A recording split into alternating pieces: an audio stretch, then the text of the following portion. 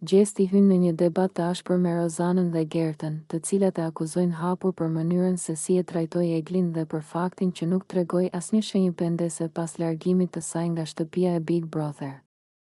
I irrituar nga sulmet e tyre, ai u drejtohet me ton të ngritur: "Pse po fusni hundët në punët e mia?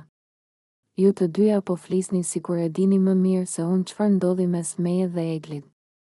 Nuk doni të kuptoni se unë nuk desha që ajo të largohej. Nuk ishte zgjedhja ime, ishte e saj." Rozana, e cila qëndron me krahët e kryqëzuar, e sheh me ironi dhe i përgjigjet: "A e dëgjon veten çfarë po thua? Po sikur të mos e kishe sjell në atë pikë, ndoshta ajo s'do largohej.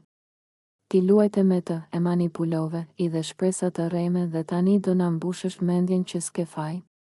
Gerta ndërhyn menjëherë, duke e parë me zhgënjim: "Gjesti, a e ke parë veten se si e sjell me të?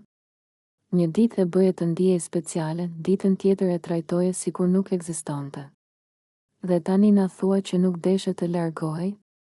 Nëse do e doje me të vërtet, s'do e lije të arrinte në atë pikë." Gjesti rrotullon sytë dhe tund kokën, duke e ndjerë se po vihet në qendër të sulmeve nga të gjithë. Ai shtrëngon nofullat dhe përgjigjet me nervozizëm: "Po tani çfarë doni të bëj? Të qaj? Të lutem, Gerta, mos më tregoni mua moral.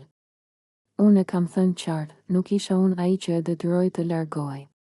Ajo mori vendimin vet. Nëse donte të rrinte, mund të rrinte." Rozana qesh me ironi dhe shikon nga Gerta, pastaj kthen vështrimin nga Gjesti: "Ti je një aktor i keq, Gjesti. Ne e kemi parë të gjithë çfarë ke bërë. Por tani po përpiqesh ta bësh veten të dukesh viktim, sikur nuk kishe dorë në këtë. Bëhu burr dhe prano atë që ke bërë."